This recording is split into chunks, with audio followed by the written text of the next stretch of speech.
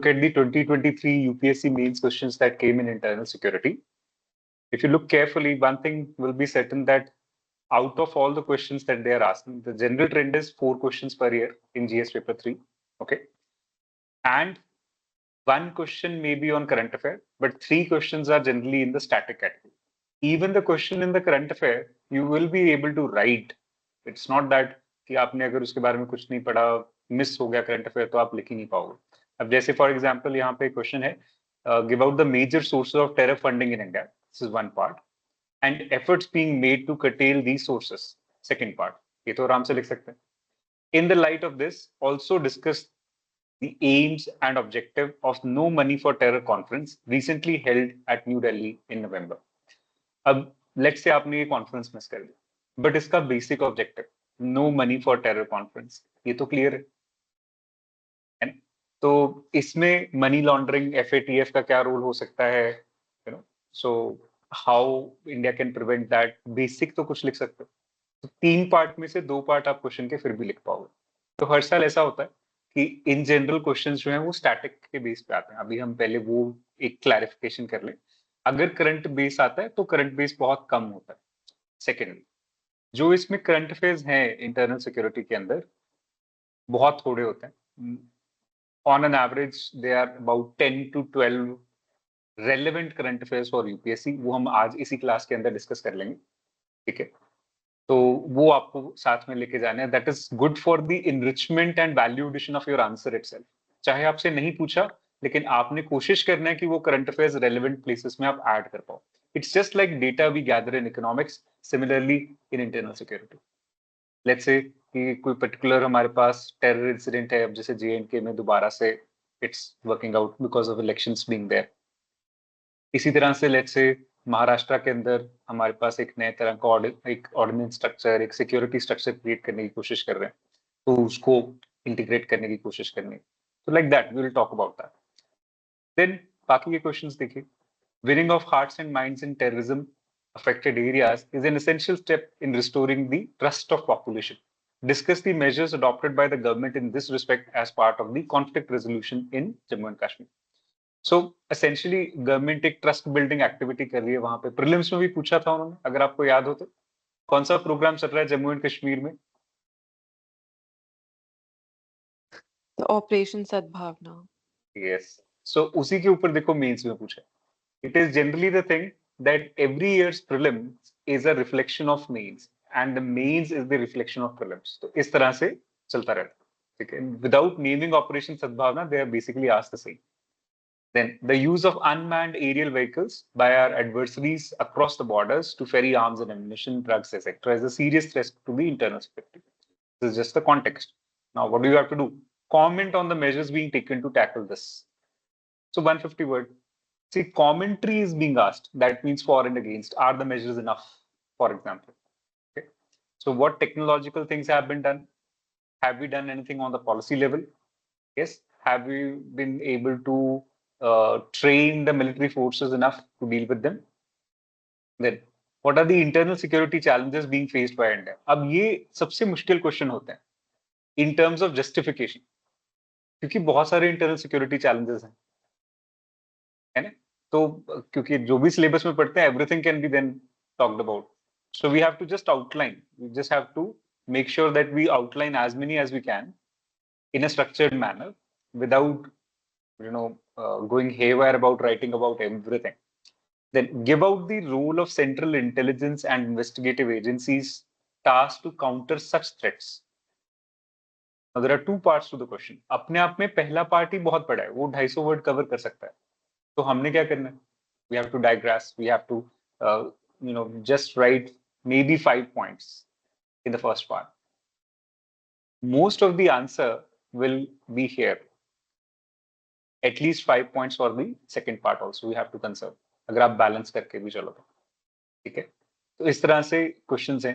हर साल इसी तरह के क्वेश्चंस हैं. आपको जो मैंने डॉक्यूमेंट शेयर किया है regarding this particular aspect internal security, तो उसमें 2022-23 वाले पुराने क्वेश्चंस भी हैं, जितने भी 2014 तक के questions I have given you. Plus there are questions based, there are practice questions based upon current affairs. Okay, तो जो भी चीजें पूछी जाती हैं. Plus there are static and dynamic notes also. So ये कोई बहुत बड़ा एरिया नहीं है. 90 पेज का डॉक्यूमेंट पढ़ के आप वो 4 क्वेश्चन बड़े आराम से कर लोगे. It is just that you should be aware of what is happening right now in that particular area. Okay. So first part of the lecture we are going to dedicate to this basic architecture, national security, extremism, ये सब है क्या, थोड़ा थोड़ा समझना है. ठीक है. In the second part of the lecture we are going to discuss the current affairs that are dedicated to this particular area for the year 2024. Okay. So let's deal with the first part of the lecture. National security होता क्या है. Questions आप देख सकते हो, पिछले साल के क्वेश्चंस हैं, हर साल करीब करीब 4 क्वेश्चंस हर बार पूछे और इसी तरह के क्वेश्चंस हैं. जैसे very direct, discuss the potential threats of cyber attack and the security framework to prevent. Okay. North eastern region has been infested with insurgency for a very long period of time. Analyze the major reasons for the survival of armed insurgency in this region.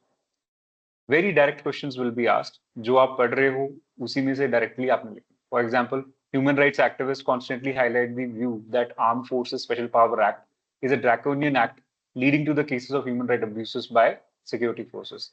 What section of AFSPA, sections पूछें directly, are opposed by the activists? Critically evaluate the requirement with reference to the views held by the apex court, that is Supreme Court का इसमें क्या view. Okay. So very direct questions always. आजकल इसमें से 4 question आ रहे हैं, 2014-15 में 5 भी आ जाते. जीएस पेपर 3 में this is therefore one of the important areas. जैसे एग्रीकल्चर में आपको करीब 60 नंबर का पेपर आता है, वैसी सिक्योरिटी. ठीक है. सो फर्स्ट ऑफ, अब कुछ लाइंस हैं जो आपके आंसर्स में आप डायरेक्टली इंट्रोडक्शन के लेवल पे यूज कर सकते हो, चाहे कोई भी क्वेश्चन हो. जैसे नेशनल सिक्योरिटी का basic definition, you know. So this has been described as the ability of a state to cater for the protection and defence of its citizenry. तो चाहे टेररिज्म पे क्वेश्चन आ जाए, साइबर सिक्योरिटी पे आ जाए, insurgency पे आ जाए, एक लाइन तो सीधा आप डाल सकते हो. ठीक है. So India's national security is determined by its internal stability and geopolitical interests. So originally, national security was a protection against military attack, but now there are non-military dimensions which are getting added to national security also. जैसे हम 1962, 65, 71 सब wars के अंदर national security essentially was a part and parcel that we are attacked by some foreign nation, and that's when we deal with it in terms of military. Non-military dimensions, for example, you've got terrorism, you've got minimization of crime, economic security, energy security, environmental security, cyber security, even food security. So all of them are now dimensions of internal security. Okay. Now, for this, how you manage? So there is a particular organization that is National Security Council. So this is tasked with advising the PMO as to how to deal with any national security or strategic interest matters. For that purpose, we also have a national security advisor. One person who made this office famous is Ajit Doval. Yes. So Mr. Doval has been very active in pursuing the national security interest, and throughout his tenure, this has been working very well. Okay. Now, as far as national security is concerned, do we have an act or legislation? Definitely we do. NSA 1980. This is basically an act which allows for preventive detention up to 1 year without any court intervention. Okay. So this legislation came in 1980. So as per this, anybody who is acting in any manner which is prejudicial to defense of India, relations of India with foreign power, or the security of India. अगर आपको याद हो तो जो section 124 है IPC sedition वाला, तो उसमें भी यही बातें करी जाती है. एक सिमिलर सी लैंग्वेज सेडिशन एक्ट में भी है. अभी वो तो रिमूव कर दिया, लेकिन ये है नेशनल सिक्योरिटी एक्ट. ठीक है. So regulating the continued presence of any foreigner in India or with a view to making arrangements for his expulsion from India, preventing them from acting in any manner prejudicial to the security of the state or from acting in any manner prejudicial to the maintenance of public order or maintenance of supply of essentials services to the community. So किसी भी level पे it's a very generalized language देखा जाए तो. So anything and everything is covered within the mandate of internal security. So therefore it is a cause of concern also. So duration, how much? So about 12 months person can be detained. Moreover, person detained can be held for 10 days without being even told why he has been detained. बंदे को भी नहीं बताएंगे, ठीक है? Just that state government needs to be, intimated that the person has been detained under NSA, not even the family. So without charge, you can detain for up to 12 months. As far as appeal is concerned, so there is an appeal against the High Court Advisory Board. वहां पे कर सकते हैं, लेकिन कोई lawyer नहीं मिलेगा आपको during the trial. So NSA is such a severe thing. And if you look at the report, even now, 10 to 12 lakh people are still detained under NSA in India. So that's why it's a draconian act. Okay? अब कई बार sections पूछते हैं, जैसे उधर पूछा कि भाई AFSPA के कौन से ऐसे sections हैं जो troubling है. So how is it draconian में? यहाँ पे NSA के sections भी हमें पता होने चाहिए. Okay? So typically, if a person is arrested, then he or she enjoys certain rights bestowed by the Indian Constitution. As you remember, Article 22, Clause 1, against preventive detention. Similarly, under Section 50 of the CRPC, the person arrested has to be informed why is the person being arrested. In case of NSA, the person can be held up to 10 days without being informed of the reason. तो ये गलत है, information भी नहीं देंगे. Section 56 and 76 of CRPC guaranteed a detained person to be produced before a court within 24 hours. तो यहाँ पे ऐसा कुछ नहीं है, NSA पे अप्लाई नहीं होता. So this is the trouble with NSA. Coming to the national security architecture. अब हमारी जो ऊपर हमने देखा नेशनल सिक्योरिटी काउंसिल है, उसमें दो बेसिक खामी है. पहला, 1998 में ये बॉडी बना था, लेकिन इसकी कोई जनरल मीटिंग्स नहीं होती, क्योंकि ये सिर्फ एक एडवाइजरी बॉडी है और सारे सिक्योरिटी लेवल पे डिसीजन लेने वाली body cabinet committee on security है, जहां पे सारे कैबिनेट मिनिस्टर्स रहते हैं. तो it has always been demanded कि एक कैबिनेट मिनिस्टर रैंक का बंदा नेशनल सिक्योरिटी काउंसिल से जुड़ा होना चाहिए. Okay, now if the NSC is to be made more useful, the government's allocation of business rules should be amended to give more powers to the NSC and its subordinate organizations such as the Strategic Policy Group. दूसरा काम है NSA. So he needs to be reimagined. जैसे हमने कहा कि एक cabinet rank का मंत्री होना चाहिए, या NSA जो नेशनल सिक्योरिटी एडवाइजर बना रहे हो उसी को कैबिनेट रैंक दे देना चाहिए, जैसे लीडर ऑफ ऑपोजिशन को हम कैबिनेट रैंक देते हैं, ठीक है, ताकि वो कैबिनेट मीटिंग्स का पार्टिसिपेट कर सके. So over the years, the power has increased, but still the office is not accountable to the parliament. The institution requires more accountability and legal formality. So this is something that is a concern with National Security Advisor. Okay. As far as the strategy is concerned, so India में कोई well-built comprehensive strategy, अगर आप एक document search करोगे कि what is India's national security strategy, it's not there. We don't have it. Neither strategy nor policy. We have an act, a legislation, but the two things are different. An act is something which is supposed to enforce national security, regulate the enforcing authorities. But a strategy or a policy is how you look into it from the future perspective and what you have learned from the past. So that is what the policy or a strategy is all about. Yes. So India right now does not possess any overarching national security strategy. And this is very much important. And it should be executed within, if you have a policy, see, right now, since you don't have a policy, there is no critic of the policy, there is no judgment upon the constitutional basis of the same as well. But if you have a policy, then definitely one can refine it, can judge it as per the givens of the constitution, can put it to verdict from time to time. Yes? So it must be laid down. So ये question अपने आप में independently बनता है, what need for national security strategy in India. Okay? Because as a modern state is going on in the era of technology, so the number of challenges are also going to increase, the number of domains are going to increase. So every time we cannot go into a knee-jerk reaction. जैसे tsunami आया 2004 में, तो हमने national disaster management act बनाया 2005 में. ये एक knee-jerk reaction ही तो है. फिर NDRF बना रहे हैं, फिर फंड्स बना रहे हैं उसके लिए. ये सब करने से अच्छा पहले ही मिटिगेशन बना के रखो.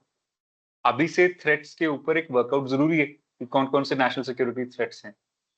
ओके, अभी सब भी एक्टिविटी होती तो है, लेकिन सब हश हश में है. फिर अनकोऑर्डिनेटेड है। उसी वजह से कभी कोई टेररिस्ट इंसिडेंट होने के बाद हम हरकत में आते हैं।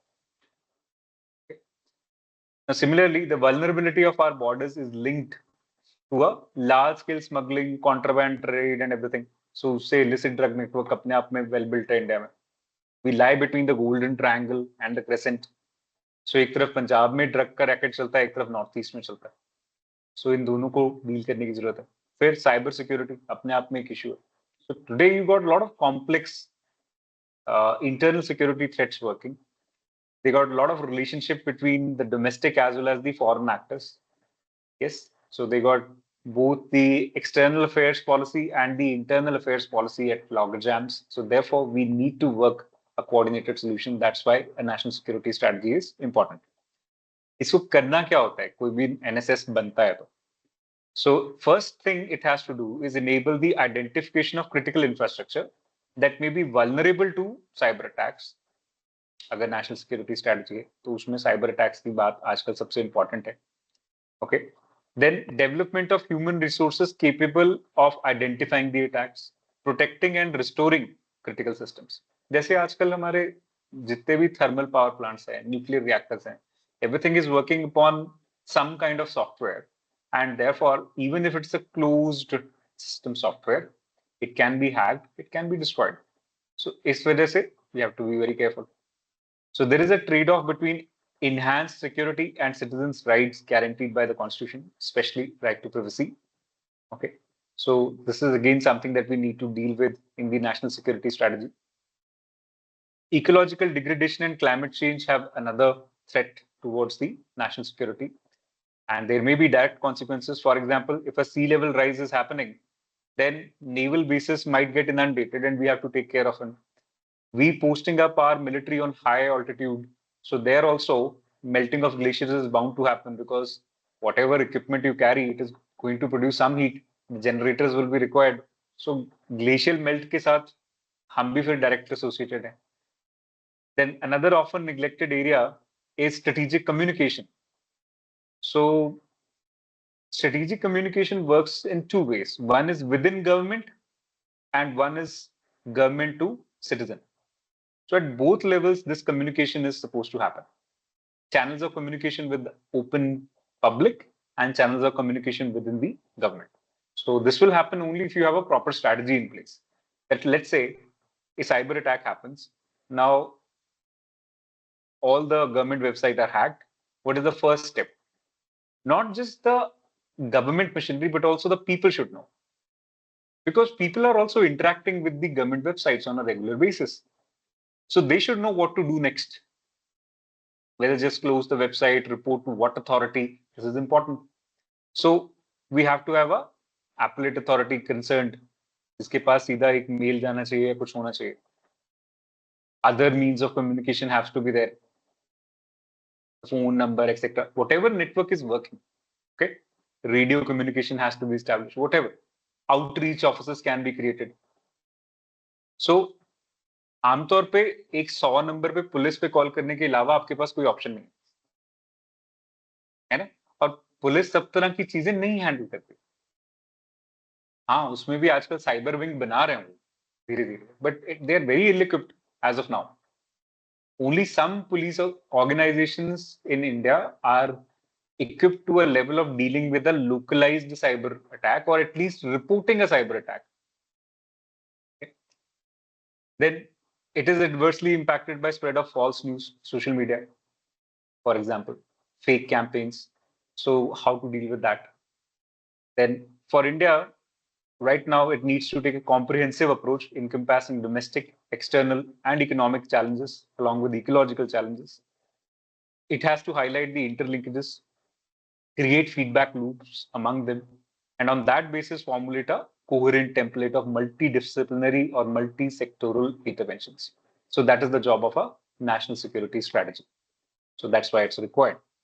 So every time we have had a threat, we have had a knee-jerk reaction in general.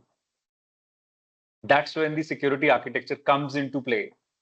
And then PMO or the Cabinet Committee on Security are coordinating those things at a political level, and then it goes to the organization level. It should be bottom up rather than always top down. so that whatever things happen remotely can be first handled remotely before always going to the top brass. Okay? So this is the situation. Now, what is the need for India to have a national security doctrine? ये उसी का एक general answer है. ठीक है? So read into this. Now, what are the challenges to implementing a doctrine? First problem is we got a decision-making structure which is improper. It is skewed highly in the favor of ideologies like idealism, altruism, rather than real politics. जैसे नेहरू के time पे हिंदी चीनी भाई भाई idealism. He was never able to imagine that 1962 war will happen, that they will unilaterally attack India. Mental preparation was nil. That's why the endeavor was also incomplete. That is the only one military endeavor in which we suffered losses so far. Yes, because we never imagined this and we were working on idealism. Altruism means looking at the others people's interest more than your own and trying to behave like a Sant Mahatma. तो वो attitude नहीं चलता है. आपको real politics देखना पड़ेगा. आज for example Nepal India relations are like this, Bhutan India relations are like this. We are not yet realizing, even Bangladesh may become like this, we are not yet realizing that China is increasing its influence in all these domains now. Sri Lanka is already pro-China. Yes. Same situation is there in Nepal. Bangladesh, the next government may or may not be pro-India. As far as Sheikh Hasina was there, this was pro-India. Bhutan is already leaning towards it, although most of the Bhutanese budget and everything is being handled by India only. Yet it has its compulsions to deal with China because of the border. Yes. So these buffer states are already going one way. So we have to imagine or reimagine the real politics and not go for idealism. Then it has suffered neglects for decades due to preoccupation of our politicians with electoral politics. हर 5 साल बाद election होता है centre में, और हर साल किसी ना किसी स्टेट गवर्नमेंट का इलेक्शन चल रहा है. तो गवर्नमेंट कंटिन्यूसली इलेक्शन मोड में रहता है. उस वजह से जो बाकी के काम करने वाले हैं वो नहीं कर रहे हैं. जैसे अमेरिका में अब एक बार इलेक्शन है, फिर 4 साल शांति है, फिर वही प्रेसिडेंट है और सबका प्रेसिडेंट है, उसी को काम करे. हमारे यहाँ खत्म ही नहीं हो रहा, चल ही जा रहा इलेक्शन हर साल. सो इसीलिए वो जो हम कोशिश कर रहे हैं कि सेंटर और स्टेट के इलेक्शन एक ही बार में हो जाए, काम खत्म. तो that is a good thing. One nation one election. Defining national interest in a multi-party democracy like India that has representation across ideological spectrum has been hard to achieve. So what is exactly is national interest? CPIM को different लगता है, कांग्रेस में think differently, BJP में think differently. So there is a laggard consensus that decisions of national security are taken in the individual silos rather than cross-domain exchange as subjects are interrelated. So what is happening with respect to national security? If you look at the airports, there the Central Industrial Security Force CISF will determine how to deal with it. So there is an individual silo. With respect to the railways, there is an RPF, Railway Protection Force. So they will deal with it. With respect to the internal law and order, police establishments are there, so they will deal with it. All of them are disconnected entities. They have their own procedures. They have their own reporting authority. So therefore, they are not able to coordinate a particular deal whenever it is a security threat. We have seen this time and time again. For example, the Mumbai attacks. So there also, the security architecture, the only one that was working on ground is police. The rest of them could not coordinate. The naval intelligence and the police, if they had coordinated, we could have avoided. So there is opacity in the functioning of intelligence agencies. For instance, there is no credible external audit that happens. IB क्या कर रहा है, raw क्या कर रहा है, CBI क्या कर रहा है, एक एयरफोर्स के अंदर भी एविएशन रिसर्च सेंटर, वो क्या करता है. पार्लियामेंट में इसकी कोई रिपोर्टिंग नहीं आती पब्लिक लेवल पे. हाँ, मिनिस्टेरियल लेवल पे रिपोर्टिंग जाती है.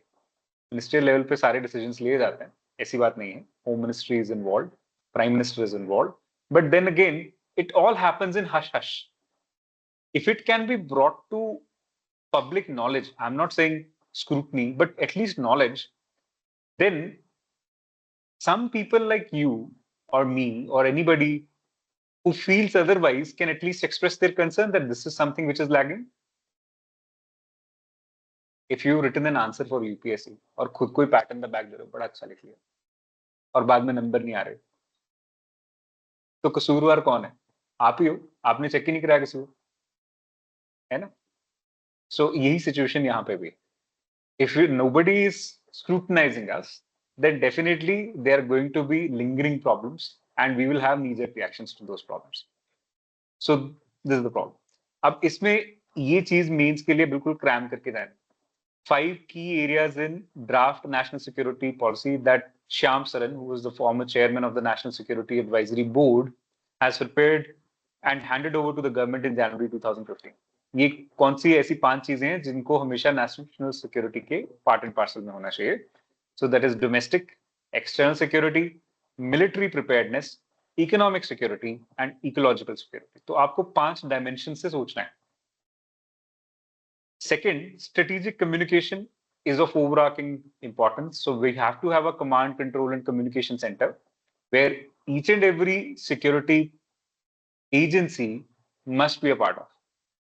Then the NST should guide various doctrines related to external and internal security. तो जो भी आप national security में एक domain create करोगे, दोनों से deal करना पड़ेगा. The policy must go much beyond the national security and encapsulate the domain of constitutional rights as well.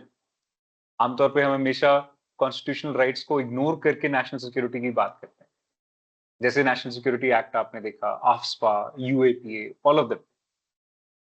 It must take an all-inclusive approach to security, integrating diplomatic engagements, domestic economic discipline, and amity among communities at home with military power. So developing a national security doctrine is as much about future vision of a country as it is about the past. तो ये भी सीधा line reproduce कर सकते हो चाहे introduction में.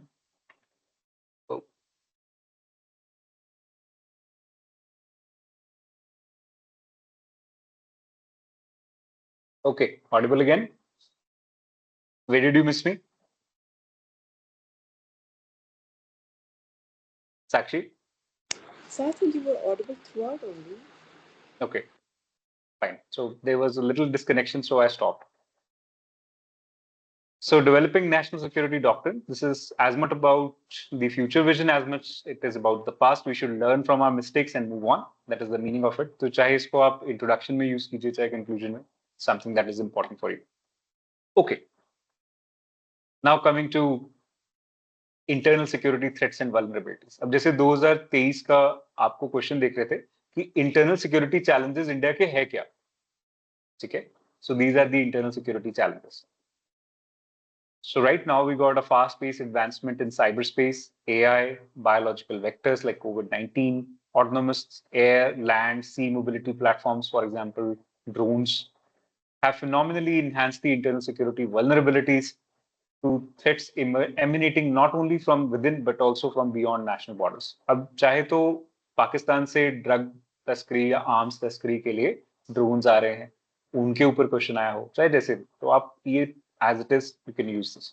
Okay, degrading the cyberspace, economic, commerce, human capital resources even during peacetime is the new normal in geostrategic rivalry, enlarging the scope of internal security domain that needs to be secure. See, all these is actually coming after 1990s. ये सारे जो internal security dimensions अब बढ़ने शुरू हो गए. वैसे तो 1980s, that's why the National Security Act, but they've pronounced since 1990s. So because of that, we need to be much more considerate. Now, trans-border threats being the national security situation or internal security situation in India. So first is China. Okay, elephant in the room. So there is a face-off with China. It is also impacting internal security dimensions within India. There is a convergence of interest between China and Pakistan. They are even having China-Pakistan economic corridor. Yes. From the security point of view, also they have convergence because time and again China has threatened peace and stability in India through Pakistan. Then there is extension of deep Chinese influence in Nepal. And this is added to the another internal security threat because with Nepal, we got a very porous border. People come and go as they please. Okay.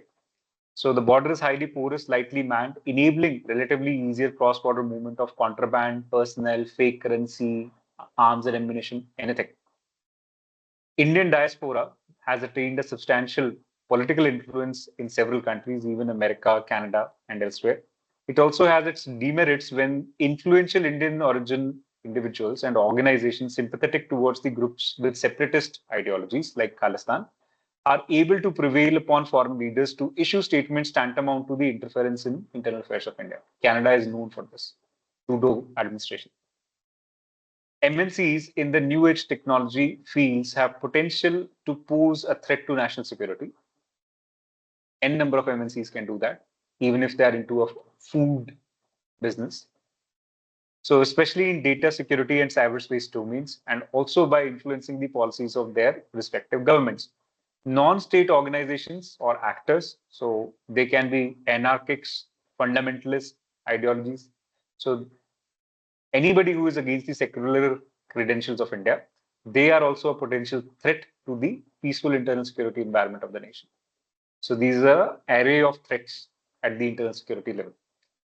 Now, what is the role of external state and non-state actors in creating challenges to internal security? ये भी direct question ऐसे ही आता है parts and parcels में. इसके basically आप जो 60 pages हैं वो पढ़ते हैं तो आप 4 के 4 questions internal security में लिख पाएं कोई problem नहीं. ठीक है. Don't bother. 4-5 points जो लिखने हैं वहां पे as it is मिल जाएंगे. Okay. So what are non-state actors? To clarify first. So state actors किसको बोलते हैं हम? आर्मी, ब्यूरोक्रेसी, इंटेलिजेंस, जो भी गवर्नमेंट एम्प्लॉइज हैं. जो भी गवर्नमेंट के एम्प्लॉइज नहीं हैं, they can all be non-state actors like NGOs, civil society, even multinational companies, extremist outfits, terrorist organizations. So all of them are non-state actors. They can be passive aggressive or passive aggressive. Yes. Okay. Now, external state actors are responsible for posing a challenge to internal security in multiple ways. How? Let's see. So,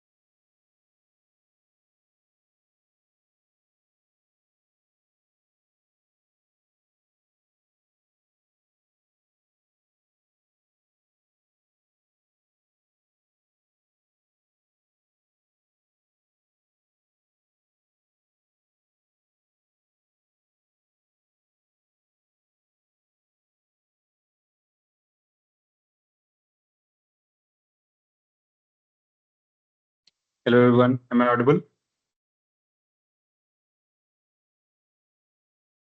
Yes, sir. Yes, sir. Okay. Some issue with the internet on my end. Just trying to resolve that. Give me a moment.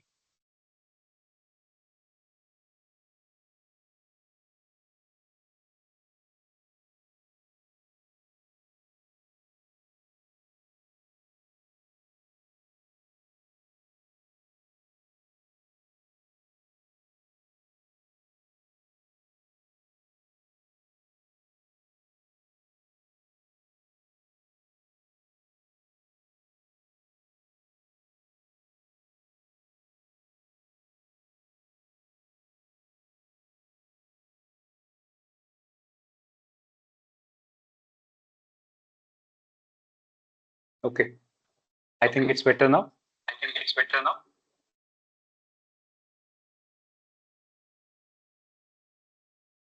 Sakshi, audible?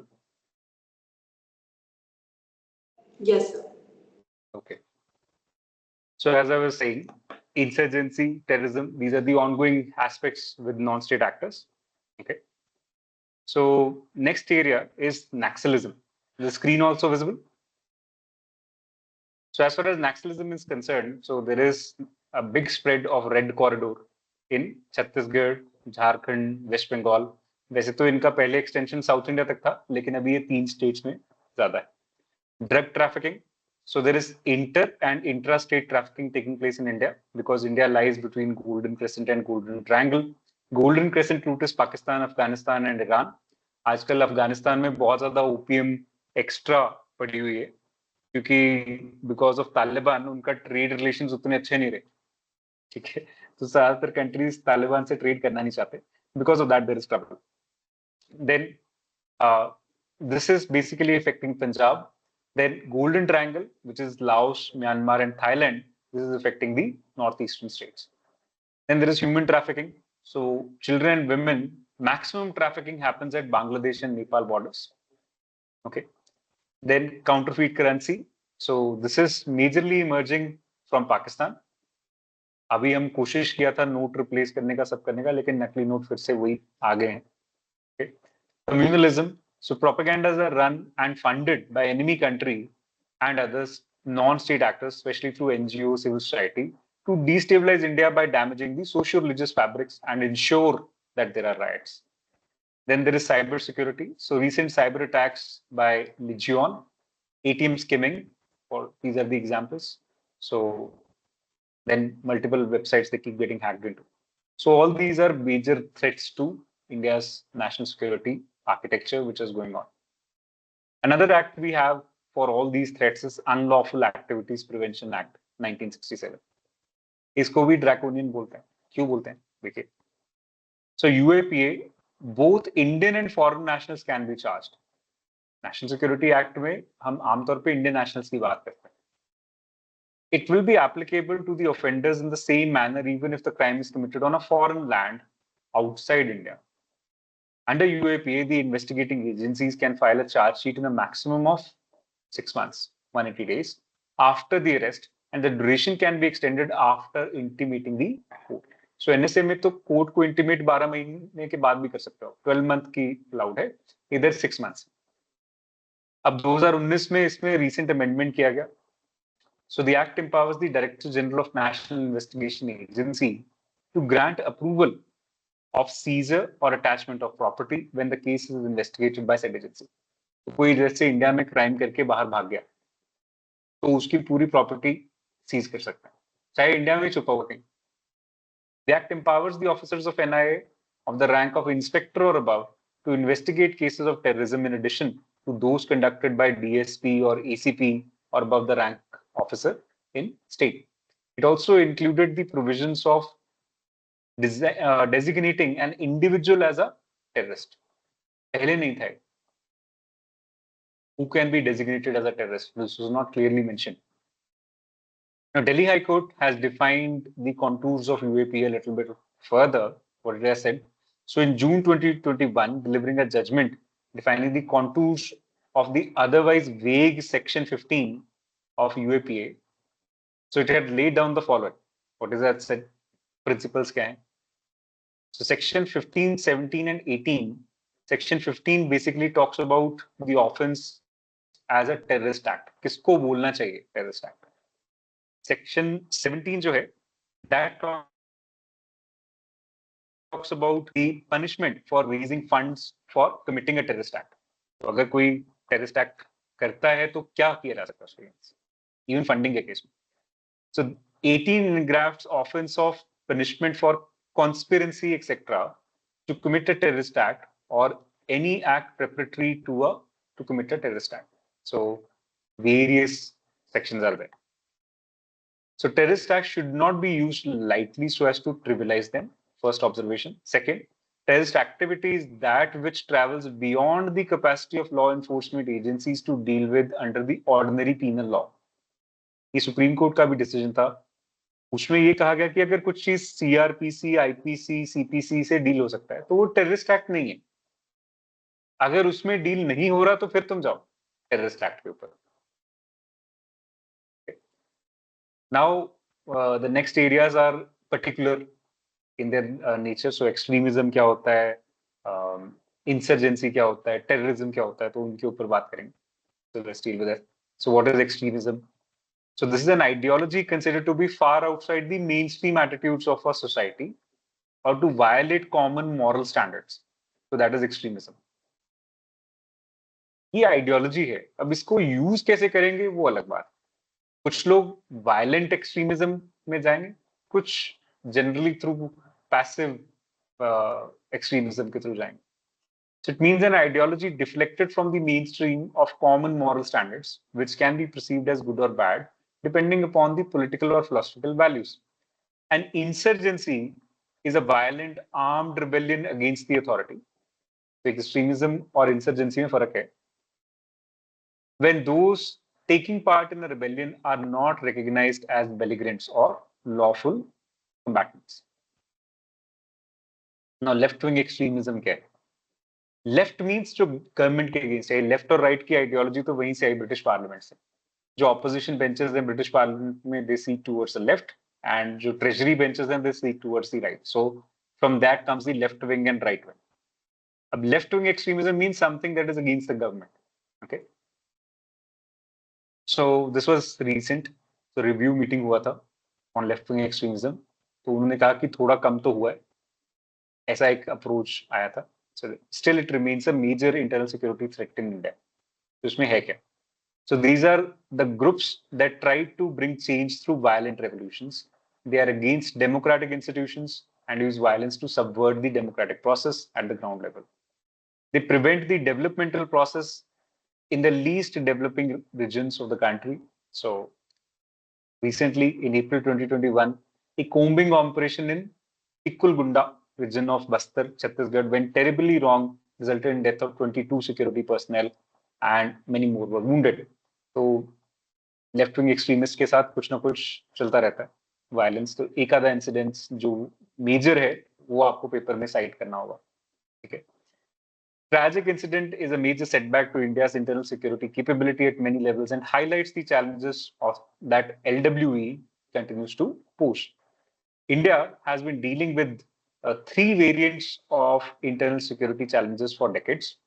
Each has its own complexities, such as a proxy war and terrorism in Kashmir, sub-national separatist movements in Northeast, and Naxal Maoist insurgency or left-wing extremism in the Red Corridor. Chhattisgarh, Jharkhand, West Bengal, right down to Odisha even sometimes. The government has reasonably contained the first two challenges, but the last one, that is left-wing extremism, still continues. So, अब इसके लिए combing operations चलाते हैं आमतौर पर. Door-to-door search parties, forest search parties, they are there. So, combing operations are joint operations done by allies and multi-state security agencies for cleansing an area. Army, paramilitary, police सब मिलके करते हैं. It could be undertaken either to search for hiding insurgents and their armed cache, and it is a deliberately planned operation, and these are drills laid out for these operations. तो time to time ये एक एक area कोम करते रहते हैं क्योंकि ज्यादातर जंगल area degraded land है, तो इस वजह से. There is a tremendous risk in these areas always because they can be hidden, they could attack because you are going to their establishment, their hideouts. So operation can be hampered by locals supporting the insurgents. It is not that they want to, it is that they have to because they live in a condition where administration is missing. अगर आप जाएंगे तो आपको पता चलेगा east India में ज्यादातर government के नाम पे एक सरकारी स्कूल की बिल्डिंग मिलेगी, रिमोट, डिलैपिडेटेड कंडीशन और कुछ नहीं. उसी सरकारी स्कूल के एक साइड में शायद हेल्थ डिस्पेंसरी चल रही हो, अगर चल रही होगी तो, जहाँ पे इम्यूनाइजेशन प्रोग्राम चल रहा है. बस ये है. कोई पुलिस स्टेशन जल्दी नहीं मिलेगा, कोई वर्किंग गवर्नमेंट हॉस्पिटल्स नजदीक में नहीं मिलेंगे, 15-20 किलोमीटर के बाद कुछ मिलेगा, ऐसा है. तो because of that there is trouble. तो अब ये जो बीच में रहते हैं पॉपुलेशन, उनको कहाँ जाए वो? They are then basically relying upon the left-wing extremists to provide them with charity of security, not security. Okay. So what is the background? Where did it all start? So the genesis is in poor governance. So root cause यहाँ पे lack of development in tribal belt and an oppressive exploitative hierarchy of the state and society that has pushed the tribal population, the landless, to the margins of survival. So this is the genesis of the left-wing extremism in India. Root cause को ठीक करना ज्यादा जरूरी है. जो extremist हैं, the ones who have taken gun, इसीलिए हम इसमें double-edged strategy लेके चलते हैं. उनको तो violence has to be dealt with violence. जो already gun उठा के बैठा है, उसको हम गांधीवादी lecture नहीं दे सकते. ठीक है? They are already committed to violence. But on the other side, we have to create development. We have to create proper government infrastructure. Okay. So making a beginning in Naxalbari in West Bengal, Telangana region in Andhra Pradesh in 1970s, the movement has since spread to many states like Bihar, Jharkhand, MP, Chhattisgarh, and Odisha. This region is affected by LWE, is referred to as Red Corridor.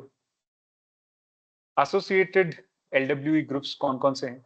So most prominent groups which are mushroomed in recent years is People's War Group and Marxist Communist Center, MCC. In 2005, even Manmohan Singh said that this is one of the biggest challenges for India's internal security. अगर LWE का red corridor का map देखोगे आप तो आपको समझ आएगा. Let me show you.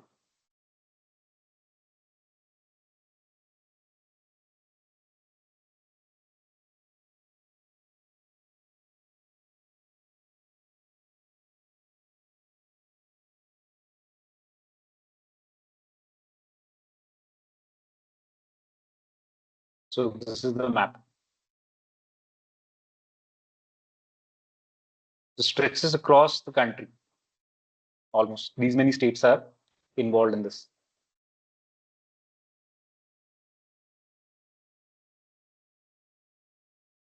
और अभी क्या होता है ना कि ये सारे स्टेट्स में तो चलो जो है सो है, तो इनकी फिर कोऑर्डिनेशन शुरू हो जाते हैं because they are all anti state. The insurgents in Northeast will try to collaborate with the left-wing extremists in this red corridor, with Khalistanis in Punjab, with the LTTE remnants in Tamil Nadu. So they're not combining their strengths these days because of social media. इनके पास भी तो access है. So they are being social in their own realm. Okay.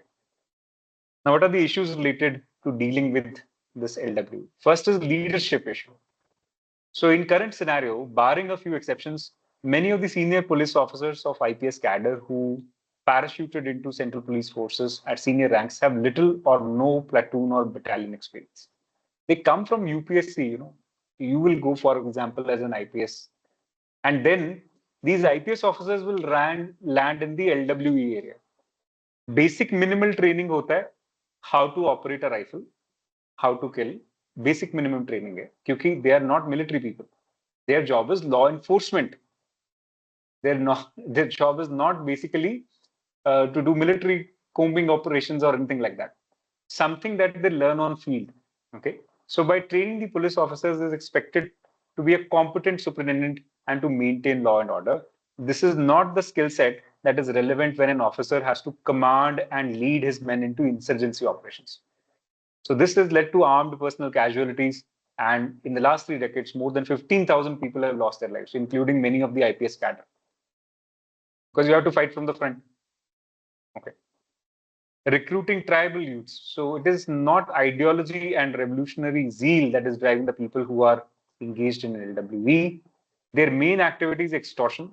For many, joining these groups is the only way to survive. So it's a breadwinner kind of thing for them.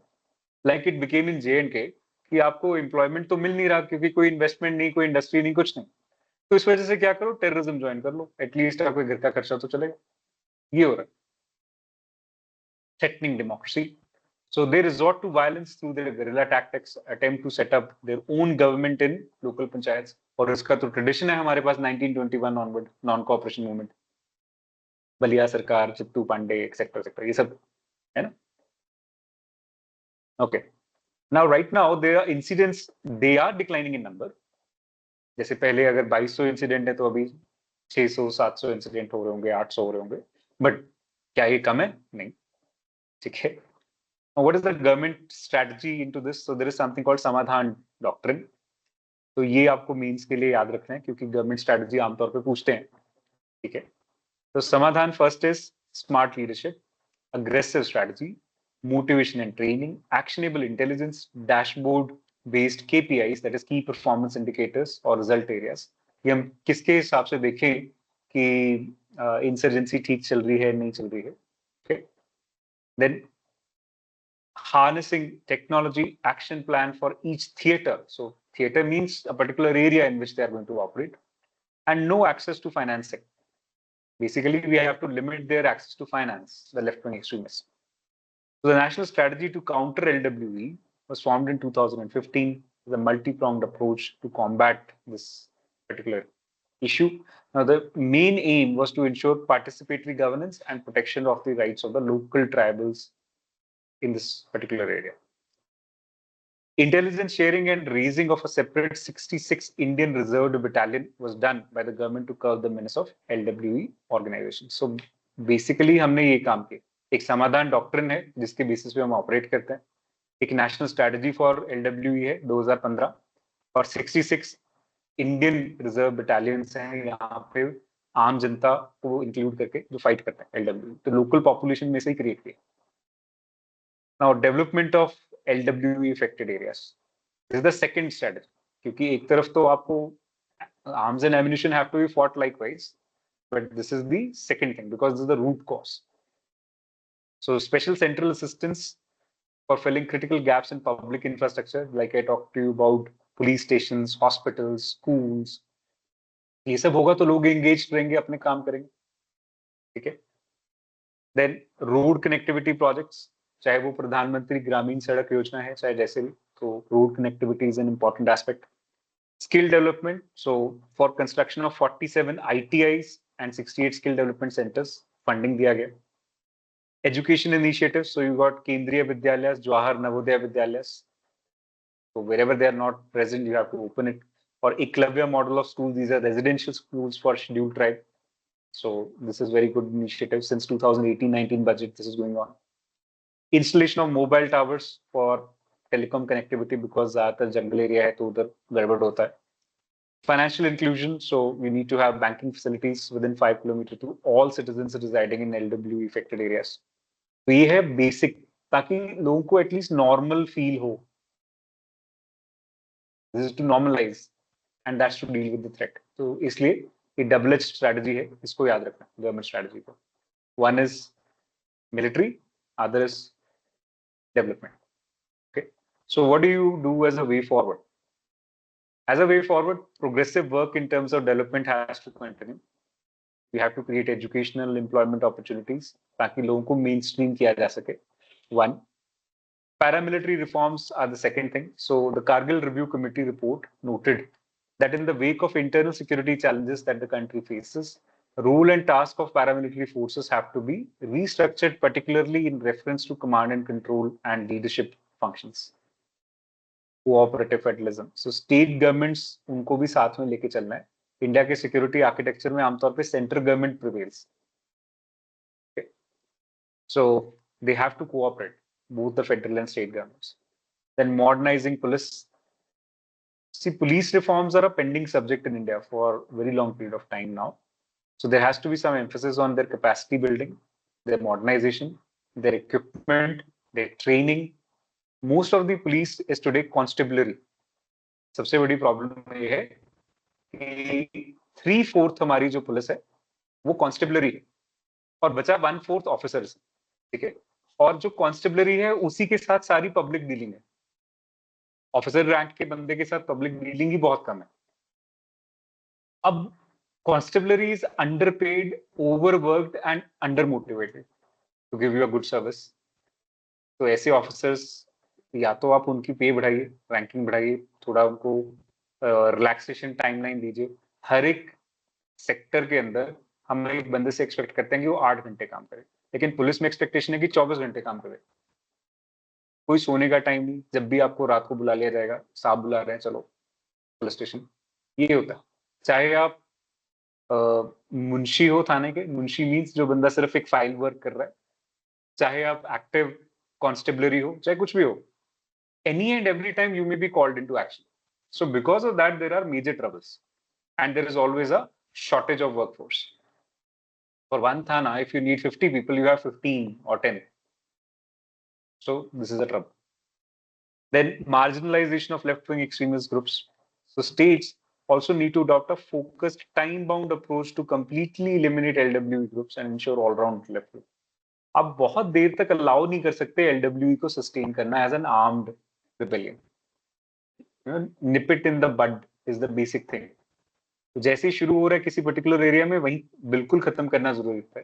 जैसे KPS Gill की पंजाब में terrorism के साथ deal करने की यही एक strategy थी। He is otherwise a notorious police officer known for this, IPS. तो उनका बेसिक स्ट्रैटेजी ये था कि अगर 10 टेररिस्ट को मारते हुए 2 नॉर्मल भी बंदे जिन्होंने कुछ नहीं किया वो शहीद हो जाएं, तो ये नहीं सोचना कि बाकी ऑपरेशंस रोक दिए जाएं, ऐसे ही एलिमिनेट होगा। और हो भी गया। आज टेररिज्म के नाम पे पंजाब में हर कोई बोलता है नहीं यार वी आर नॉट इंटरेस्टेड। कोई बोले खालिस्तान, नॉट इंटरेस्टेड। कनाडा में लोग जो मर्जी शोर मचाते रहे, उनके वो एक it has become an employment and a business for people in international communities, even in Australia and elsewhere, to talk about Khalistan particularly or separatist movements in India. But in Punjab, nobody wants a Khalistan, whether it is a Sikh or a Hindu or anybody. Okay. Okay. Next. Though the number of incidents of LWE violence has come down in the recent past, continued efforts and focus are needed at eliminating such groups. States need to play a vital role at maintaining the law and order. So emphasis should be laid on capacity building and modernization of local police force. States should rationalize their surrender policy, ताकि जो innocents हैं, जो फंस गए बस क्योंकि उसी area में रह रहे हैं, अब उनको भी या तो उसका पार्ट बनना पड़ेगा या उसके अगेंस्ट है।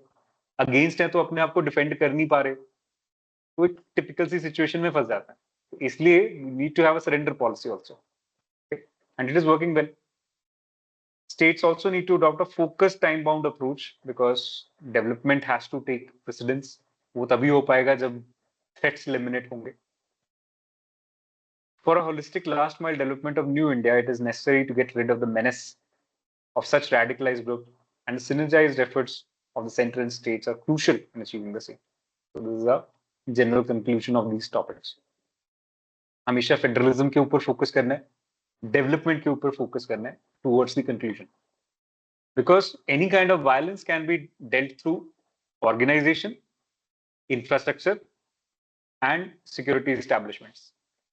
But then, after all this is dealt with, the root cause is always some kind of governance lag, some kind of development lag. These are the two things that we have to deal with at the end so that the problem is rooted out completely and forever. चाहे वो कोई भी है, चाहे north east insurgency है, कुछ भी है, सब में स्ट्रक्चर सेम ही रहेगा। आपका थॉट प्रोसेस में भी कोई चेंज नहीं आने वाला, ठीक है।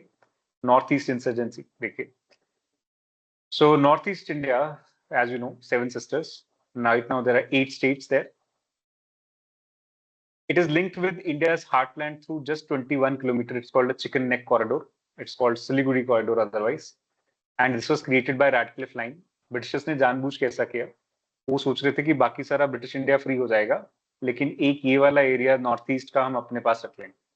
क्रिश्चियन मिशनरीज यहाँ पे बहुत से काम कर ही चुके थे ऑलरेडी, यस। तो इन्होंने कोशिश किया that this should remain separate in coming future, but it was not happening, क्योंकि इस तरह के कंडीशंस क्रिएट हो गए ब्रिटेन के लिए after world war that it had to retreat in full. The northeast borders are on 4 countries. You got China and Bhutan in the north, Myanmar in the east, Bangladesh in the south and west. So these are the important countries. Right now, there are 475 ethnic groups and 400 languages or dialects being spoken. Okay. Population is about 3.6% of India's population, but even that goes to 40 million plus. History of conflict क्या है? Second ARC की report में इन सब के बारे में बात किया गया। तो 4 तरह के कॉन्फ्लिक्ट्स हैं। पहला है regional issue. So these are inter tribal conflicts. तो ये ट्राइबल जो सोसाइटी है वो ऑपरेट ही ऐसे करते हैं, दे आर वेरी टेरिटोरियल। ये पर्टिकुलर एरिया हमारा है, इसमें हम रहेंगे, फिर ये पर्टिकुलर आपका है, like this. So the youth unemployment is second, inability to compete with non-tribal businesses, illegal migration from neighboring states and countries like Bangladesh, leading to competition for resources and land, have led to various conflicts and the demands for secession or autonomy. दो तरह की demands आती हैं। जैसे नागाज हैं, they want a greater Naga limb. Bodos, they want a Bodo land. So like this. Then gaps at national level. So the broad racial differences between India and Northeast and the tennis geographical link, that is the Siliguri corridor, contribute to a sense of alienation, a feeling of otherness that subsequently gave rise to a political culture of violent separatism. क्योंकि शक्ल सूरत हाव भाव में बहुत difference है, तो जल्दी mix नहीं हो पाता।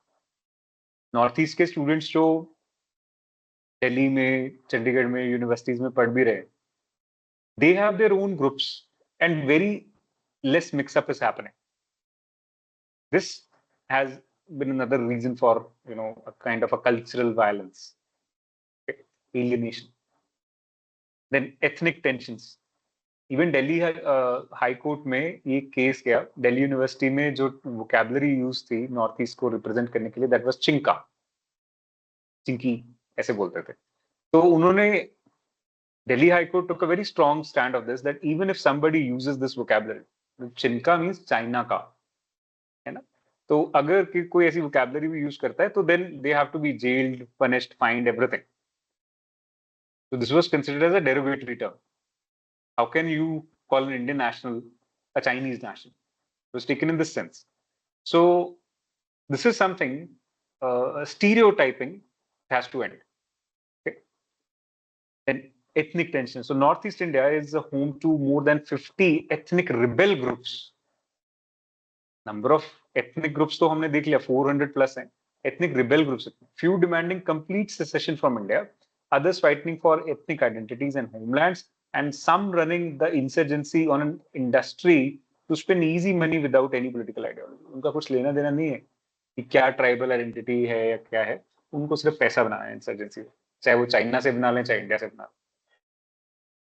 Militants in formative years voiced genuine grievances of people such as poor governance, alienation, lack of development, apathetic attitude from the central government in New Delhi. But most of the time they are opportunists and they are trying to get their own thing done. अपना काम चलाना है. Okay. So being a part of larger state of Assam, it was first to experience military or militancy in pursuit of a grant of autonomy. So सबसे पहले असम में militancy शुरू होता है. Under the leadership of National Naga Council or Naga National Council, headed by Angami Z Fizo. So Nagas declared independence around 1951. ये National Naga Council जो है, this was an association that went to meet Simon Commission in 1928 also. That Naga should be treated separately from the rest of India while deciding the case of independence. उनसे भी मिलने गए, ठीक है? Now NNC split into National Socialist Council of Nagaland, NSCN, and then NSCN further broke into NSCN IM that is Isaac Chisisu and Thunglang Muiwa. ये दो जाने हैं. तो Isaac Muiwa faction is easy way to remember for you. और दूसरा है NSCN Khaplang. अब इसमें से ये ज्यादा रैडिकल है और ये थोड़ा पॉलिटिकल है. लेकिन एक से हमने इंडियन गवर्नमेंट ज्यादातर इसी से डील किया, आइसक मुइवा फैक्शन के साथ. जो खापलांग फैक्शन है ये म्यांमार से ऑपरेट करता है. ठीक है. Okay. Then in Mizoram, this was a part of state of Assam before it was granted a statehood in 1987, and it has experienced militancy after the union government failed to respond positively to its demand for assistance in the massive Motam famine. So Mizo National Front, led by the legendary Laldenga, demanded independence for Mizoram in 1966. Independence from India. Okay. Then there is Tripura. Migration of Hindus from the British-led East Bengal is believed to have been responsible for reducing the indigenous tribal population to minority status within the state of Tripura. So this led to violent backlash, and that is how it is trying. So tribals, they are trying to remove the Bengali population from Tripura. Then Assam. So here the movement was started after creation of Bangladesh militant outfit Ulfa, 1979. The other groups are like Bodo Liberation Tigers, National Democratic Front for Bodo Land, United People's Democratic Solidarity. तो ये सबका अपना अपना या तो autonomous district मांग रहे हैं या बांग्लादेशीज को वापस भेजना चाहते हैं. They are their own concerns. Manipur, जहां पे अभी भी वायलेंस चल रहा है. So militancy originated in protest against forcible merger of former Manipur kingdom with India. Here, United National Liberation Front was formed in 1964 with an objective of ending discrimination against Manipur, which was accorded statehood only in 1972, nearly 23 years after its merger. तब तक उसको असम का ही part रखा गया. मेघालय, आज भी इनका असम के साथ ही झगड़ा रहता है क्योंकि कुछ डिस्ट्रिक्ट्स हैं जो मणिपुर क्लेम करता है as a part of the earlier kingdom, कुछ लेकिन वो डिस्ट्रिक्ट हैं असम के अंदर. The Meghalaya state was carved out of Assam. So this was as per the unique needs of Garos, Jaintias and Khasis. याद है Garo Khasi Jaintia Health Complex? उसी में. Now the rise of aspirations of the tribal autonomy led to the emergence of several insurgent groups in the states, so like Garo National Liberation Army, Wintrip National Liberation Council. ऐसे ही अरुणाचल में भी है. So the state remains under peace more or less in history, but proximity of state with Myanmar and Nagaland is gradually being afflicting insurgency in recent times. The only case of indigenous insurgency movement in Arunachal Pradesh was the rise of Arunachal Dragon Force. So this was recasted as the East India Liberation Front in 2001. लेकिन अभी ये almost curtailed है because हमारी बहुत बड़ी military force है जो अरुणाचल से अब काम करती है because of rising claims of China over the Tawang region. इसलिए अभी यहाँ पे तो कुछ खास नहीं हो रहा है. ठीक है.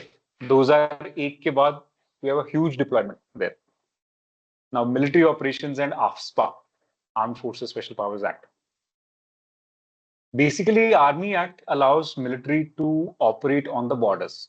AFSPA allows the same army to operate inside the borders as well on the internal security situations. So ये एक तरह से enabling act है legislation. लेकिन the way of work of army is always separate from the way of work of police. Basic organization structure ही अलग है. Police is trained to regulate law and order, maintain stability and peace. And what is army supposed to do? Kill whatever is the causing factor for disturbance of security. तो orientation बिल्कुल different. उसी हिसाब से act भी different है और काम भी डिफरेंट करता है. So special powers under AFSPA were bestowed on the armed forces to deal with emergency conditions, and it is there in the whole of Assam, Nagaland, most of Manipur, and some areas of Arunachal Pradesh. Actually, a particular area has to be declared as a disturbed area. Only then army is sent there under AFSPA. ये disturbed area एक district भी हो सकता है, एक state भी हो सकता है, जैसे भी हो सकता है. Military operations in Mizoram, where the army reportedly launched airstrikes to neutralize MNF resulted in several fatalities and displacement among civilian population. In Assam, beginning in 1990s, two military operations such as Rhino and Bajrang were launched against Ulfa. Assam Rifles have been given the task to deal with the insurgency in Assam. The security scenario in the northeast is constantly improving. However, insurgency अब जैसे त्रिपुरा और मिजोरम में से तो बिल्कुल खत्म है, लेकिन फिर भी अपना जो चाइनीज एग्रेशन की वजह से या फंडिंग की वजह से कभी ना कभी रेकर करता रहता है. The lifting of ASPA from all this area of Meghalaya in the 31st of March 2018 is an illustration of vast improving security scenario in the northeast region. In Arunachal also, areas under ASPA have been reduced to 16 police stations or outposts. And these are areas bordering Assam to 8 police stations besides Tirap, Changlang and Laundering districts. अब 3 ही districts हैं जहां पे 8 police station में disturbed area है. So it is effective. Peace talks. So dialogue with MNF, Manipur wala or Mizoram wala, so remains the only example of culmination of a successful peace process that ended militancy in Mizoram in 1986. Other peace deals such as Shillong Accord 1975 with NNC Nagaland, 1988 agreement with Tripura National Volunteers, Bodoland Autonomous Council in 1993, all this had a limited success. अभी भी कभी ना कभी इनमें से कोई एक faction उठ के आ जाता है जो armed rebellion पे है. Union government has an ongoing ceasefire agreement with 6 militant groups with different actors such as NSC and IM, I6, GCCU and Tunglang Miwa group. क्योंकि खापलांग ग्रुप से तो हमारी बातचीत ही नहीं है. UPDS and Achik National Volunteer Council. Rule of neighbors, as you know, China and Myanmar keep disturbing the peace and they promote insurgency. China has provided some assistance to groups such as NSCN in 1980s. Right now, the NSCN Khaplan operates out of Myanmar only. Outfits like Ulfa, NDFB, they have reportedly used Myanmar military Janta government's facilities. Okay. Bhutan remains the only country that has successfully dislodged several militant camps because वहां पे directly Indian Army operate करता है. Okay. Now, what are the consequences? Basically, it creates a lag upon development, peace and stability in the region. तो उसकी वजह से कुछ भी नहीं हो पा रहा. Administrative management. So how do you deal with the Northeast administrative? First is Ministry of Donor. So there is a separate ministry for the development of Northeast regions so that the schemes which are coming for the particular area can be implemented with a focus. Then there is inner line permit system. Anybody from planar areas going to the particular states of Mizoram, Nagaland, Arunachal Pradesh, अभी एक और add किया था इसमें. So they are not allowed without ILP. कौन-कौन से states हैं ILP के अंदर? शेरिल,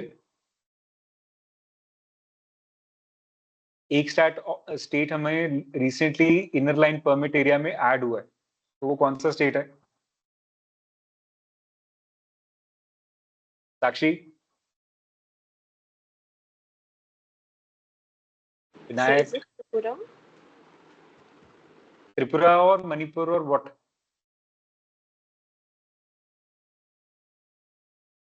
दो 2020 में मणिपुर वाज एडेड. ठीक है, 2020. So basically anybody going from outside of these states into these states, whether from planar area or anybody else, तो वो एक इनर लाइन परमिट लेके ही जाएगा. ठीक है, okay. Now within Constitution, Article 244, Clause 1 provides provision of 5th schedule shall apply for the administration and control of scheduled areas. तो 5th and 6th schedule में ये आता है. 6th schedule is specific AMTM, Assam, Meghalaya, Tripura और मिजोरम के लिए है, और 5th schedule बाकी सारे एरियाज के लिए है. Then in pursuance of these provisions, various autonomous districts have been created. For example, especially in Assam, Karbi Anglong, Khasi Hill district, Chakma district, the autonomous district councils are run by their own tribal representatives. Under 371A, Nagaland has been accorded special status. 371A, B, C, D, E, अलग-अलग states के लिए हैं. A is particularly with Nagaland. current situation. Now, the state response has effectively curbed violence in Northeast. बहुत ज़्यादा incidents तो नहीं है, लेकिन मणिपुर में time to time या कभी न कभी किसी न किसी लेवल पे आ ही जाता है इंसिडेंट्स. अभी जैसे 2023 में नॉर्थ ईस्ट में वायलेंस हमेशा स्पार्क्ड अप रही है. ऐसा नो कौन सा पर्टिकुलर एरिया था जो 2023 में नॉर्थ ईस्ट में वायलेंस के लिए बहुत मशहूर रहा?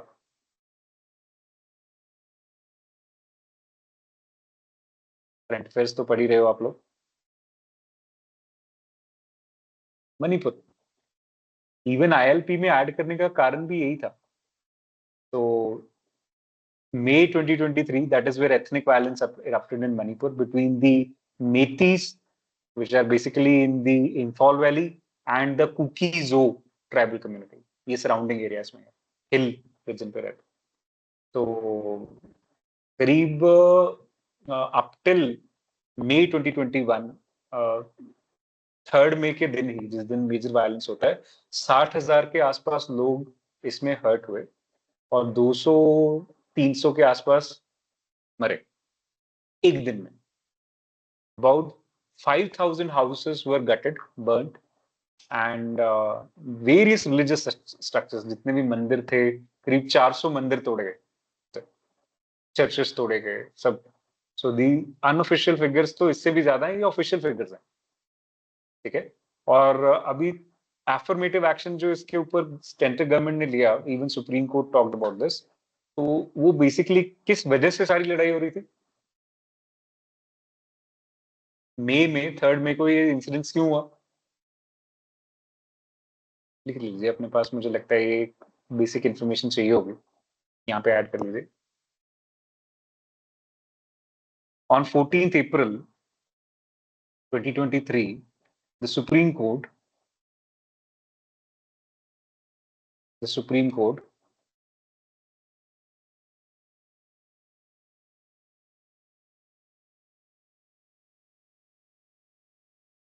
criticized the Manipur High Court decision. Criticized, same day criticism आ गया था क्योंकि मणिपुर हाई कोर्ट का डिसीजन भी उसी दिन आता है. Manipur High Court decision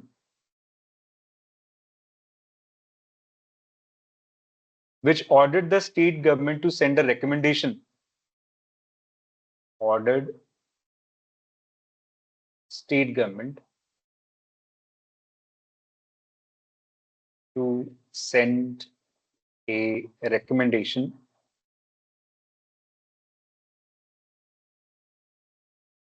to the central government on demand of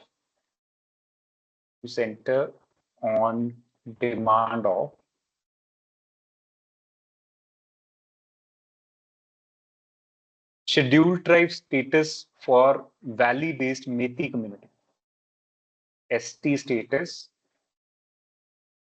for valley-based Meitei, Imphal valley के अंदर जो रहते हैं, मेती कम्युनिटी. तो इनके पास अभी शेड्यूल्ड ट्राइब का स्टेटस नहीं, ठीक है. और ऐसा इनको एक स्टेटस मिलेगा ये सोच के 3 मई को क्लैशेस ब्रेकआउट होते हैं. तो that was between Kuki and Meitei. ये दोनों राइवल ट्राइबल ग्रुप्स हैं since generations. Okay, so it is a Kuki versus Meitei. ये हिल्स में रहते हैं, अपर, और ये वैली में रहते हैं. अपलैंड और लो लैंड में, हिल वर्सेस वैली में वैसे भी फाइट्स रहते हैं ट्राइबल ग्रुप्स में, शुरू से रहते हैं, नेपाल में भी है, सब जगह. तो यही सिचुएशन यहाँ पे भी. Okay, so this is the situation, this is what is going on. ST status देने के ऊपर सारी लड़ाई हो रही है, ठीक है. तो सुप्रीम कोर्ट ने भी कहा कि ये तुमने क्यों शुरू कर दिया दोबारा से? Why did you have to pass? You could have just delayed as usual. ऐसा डिसीजन देने की जरूरत ही क्या थी? तो that's when it all started. Meiteis के पास इससे पहले ओबीसी स्टेटस है, शेड्यूल्ड ट्राइब का स्टेटस नहीं है. और कुछ एरियाज में उनको एससी बोलते हैं, शेड्यूल्ड कास्ट, लेकिन एसटी नहीं है. They are not considered as tribes at all basically, ठीक है. सो और इवन अगर आपको थोड़ा सा हिस्ट्री की बात करूं तो ये मेतीस का अपना किंगडम होता था. 1891 में एक ब्रिटिश आर्मी के कंट्रोल के अंदर एंग्लो मणिपुर वॉर होती है 1891। उस टाइम पे ये सारा एरिया जो है वो ब्रिटिश एडमिनिस्ट्रेटिव कंट्रोल में आता है। फिर कुकी रिबेलियन शुरू होता है 1917 1919 के आसपास जाकर, जब एक तरफ नॉन कॉपरेशन मूवमेंट चल रही है इंडिया में, सारा काम हो रहा है रॉलेट सत्याग्रह एंड एवरीथिंग, तो Kuki rebellion is going on in 1917 sort of area. So hill region पे कुकीज का कंट्रोल हो जाता है और सारी वैली रीजन पे British army with Meiteis control कर रहा है, क्योंकि मेती किंगडम था वहां पे वैली में शुरू से। तो तब से डिवाइडेड है और तभी से ये लड़ाइयां इनकी चलती आ रही हैं। It is right from Anglo Manipur war 1891 when British start working in the Meitei area, and then Kuki rebellion, they basically break away from this British administrative control in 1917 1919, and since then they are going on, and Kukis have got their fair share in 1928 में जब Simon commission report आया। This was a rebellious tribal group and they were severely oppressed not just by the government at that point of time but also by the Methi kingdom. So that's why ST के तौर पे Simon commission ने इनको recognise किया। लेकिन मेतीस को post independence OBC category मिला, ठीक है, ओबीसी कैटेगरी, वो भी आपको मालूम है मंडल कमीशन और ये सब होने के बाद। अभी शेड्यूल ट्राइब कैटेगरी देने के बाद ये लड़ाई शुरू हो रही है, ठीक है। Okay, coming back now, the political nexus have helped them carry out their illicit work, in return run extortion rackets and all types of other illegal trades and get right to operate within the limits within the impunity. Now this results into dismal law and order situation in the area, so we need to correct. While the government's military options have achieved only minimal results, lack of development continues to alienate the people of the region further from the mainstream. So what you need to do is development as well as provide security. सब में same situation रहेगा। Suggestions जो यहाँ हैं ये standard है, चाहे insurgency है, चाहे नैक्सलिज्म है, चाहे लेफ्ट विंग एक्सट्रीमिज्म है, सब में सेम मिलेगा। सिर्फ थोड़ा बहुत स्ट्रक्चरल ज्योग्राफिकल आइडेंटिफिकेशन चेंज होता है, बाकी सब में एक ही चीज। So enhanced communication and connectivity, infrastructure improvement, stringent law, fast criminal justice system, greater coordination between central and state forces, greater cultural interaction with the rest of the country, decentralization with alertness, improving administrative efficiency, pro-people governance, and coping up with regional aspirations. So this is the situation with the Northeast. Now, end of the road for Northeast insurgency. तो ये वही एक article था हिंदू के अंदर, तो उस article का अडेप्टेशन है। कंटेंट इसमें मोर लेस सेम है जो आपने ऊपर पढ़ा, ठीक है। ब्रिटिश लेगेसी जो मैंने अभी आपको बात कर रहा था कि British how they worked it when they entered Assam, तो ये थोड़ा सा देख लीजिए। तो ब्रिटिश एनेक्स्ड असम इन 1826, उससे पहले it was an independent kingdom, a home kingdom, so in which they subsequently created Naga Hills district, अलग कर दिया। The earliest signs of Naga resistance dates back therefore to 1918, the formation of Naga Club. That's why I told you ये लोग जो National Naga Club था, that went on to meet with Simon Commission in 1928. In 1929, Naga Club famously told the Simon Commission to leave us alone to determine for ourselves as in ancient times. In 1946, A.Z. Fizo formed the Naga National Council, which declared Naga independence on 14th August 1947. जिस दिन पाकिस्तान आजाद होता है उसी दिन. And then in 1951 claimed to have conducted a referendum in which an overwhelming majority supported an independent Naga state. In 1950s, NNC took up arms and resorted to violence, claimed Naga sovereignty. 1975 it split into two because government के साथ IM की बातचीत हो रही थी और खापलंग faction की नहीं हो रही थी। So this is what happened in NSCN. अभी क्यों डिक्लाइन इन वायलेंस है? सो एक्सटर्नल सपोर्ट को हम काफी हद तक अब खत्म कर पाए हैं, जो चाइना से म्यांमार से आ पा रही थी। They are engaging into talks. We have had several agreements, ceasefire talks with various factions, and there is a fatigue factor also. इतने सालों से कोशिश जारी थी इन इंसर्जेंट ग्रुप्स के द्वारा, लेकिन इनसे कुछ रिजल्ट तो आ नहीं रहा। दोनों एंड्स पे फटीग फैक्टर है, गवर्नमेंट के एंड से भी और एक्सट्रीमिज्म के एंड पे भी। And there is a disagreement now amongst the insurgent groups themselves because of various factions that have come into.